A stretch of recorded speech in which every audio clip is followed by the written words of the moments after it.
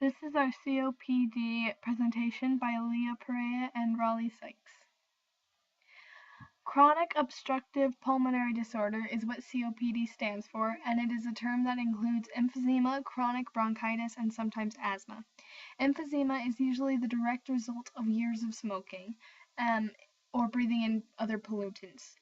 It affects people who are middle-aged or elderly, and COPD affects 32 million people in the US and is the fourth leading cause of death in the country, which is pretty crazy. As COPD gets worse, doing simple things like getting dressed will leave you short of breath. It's harder to eat or exercise, and breathing takes a lot more energy. People often lose weight and get weaker. At random times, your COPD symptoms can flare up and get worse, which is called an exacerbation. Exacerbations can range from mild to life-threatening. COPD is almost always caused by smoking, and over time breathing tobacco smoke irritates the airways and destroys the stretchy fiber in the lungs. Breathing chemical fumes, dust, or air pollution over a long period of time can also put you at risk of COPD. It usually takes many years for the lung damage to start causing symptoms, so COPD is usually seen in people over the age of 60. If you had many lung infections as a child, you are more likely to get COPD.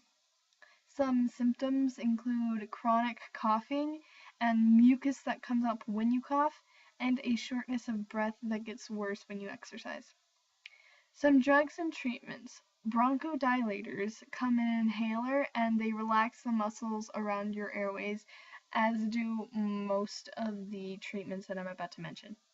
Inhaled or oral steroids reduce airway inflammation and they prevent exacerbations.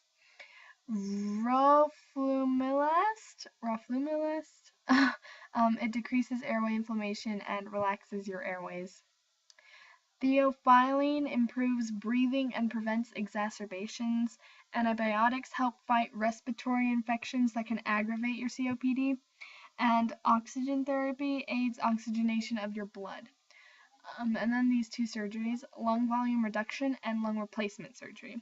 Lung volume reduction removes the damaged lung tissue, and then lung replacement surgery, it has a lot of qualifications, but that's just when they replace your lungs. And here's our sources.